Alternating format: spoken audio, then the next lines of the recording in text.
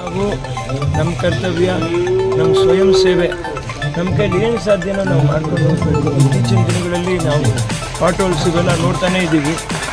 ಸರಿ, ನಮ್ಮ ಕೈಲಿ ಸಾಧ್ಯವಾದಷ್ಟು ಎಷ್ಟು ಮಾಡೋಕ್ಕಾಗುತ್ತೋ ಅಷ್ಟು ಮಾಡೋಕ್ಕೆ ನಾವು ಪ್ರಯತ್ನ ಪಡ್ತಾಯಿದ್ದೀವಿ, ಕೆಲಸ ಮಾಡ್ತಾಯಿದ್ವಿ. ಅಮ್ಮವ್ರ ಹೆಸರಿನಲ್ಲಿ ಇದು ನಡಿಬೇಕು ಅನ್ನೋಂಥ ಉದ್ದೇಶ ಇಷ್ಟು ನಡೆಸ್ತಾ ಇದ್ದೀವಿ. ಎಲ್ಲ ಸ್ನೇಹಿತರು ನಮ್ಮ ಜೊತೆ ಕೈಗೂಡಿಸ್ಕೊಂಡು ಪಾಪ ಮಾಡ್ತಾಯಿದ್ದೀವಿ. ಇನ್ನೊಬ್ಬ ಹಬ್ಬ ಮಾಡೋಕ್ಕಾಗಲ್ಲ ಸೇರಿ ಪಾಪ ನಮ್ಮ ಹನುಮಂತರಾಜು, ಪಾಪ ಸತೀಶು, ಇನ್ನು ಹಲವಾರು ಜನ ಎಲ್ಲರೂ ಸೇರಿಕೊಂಡು ನಮ್ಮ ಸ್ನೇಹಿತರು ರಾಜೇಂದ್ರ ಅಂತ ಪಾಪ ಅವರು ಕೂಡ ನನ್ನ ಜೊತೆಲೇ ಜೀವನ ಮಾಡ್ತೀನಿ ಬಂದು ನಾಯಕ ಪಿಕ್ಚರ್ ಪ್ರೊಡ್ಯೂಸರ್, ಅವರು ನಮ್ಮ ಜೊತೆ ಸೇರ್ಕೊಂಡು ಮಾಡ್ತಾಯಿದ್ದಾರೆ.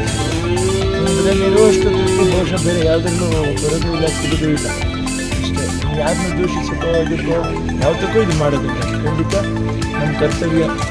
ಆದಷ್ಟು ನಾವೆಲ್ಲರೂ ಸೇರ್ಕೊಂಡು ಸ್ವಲ್ಪ ಮಾಡಿಕೊಂಡ್ರೆ ಬಹುಶಃ ಈ ಖರ್ಚುಗಳು ಕೂಡ ಕಡಿಮೆ ಆಗೋಗುತ್ತೆ.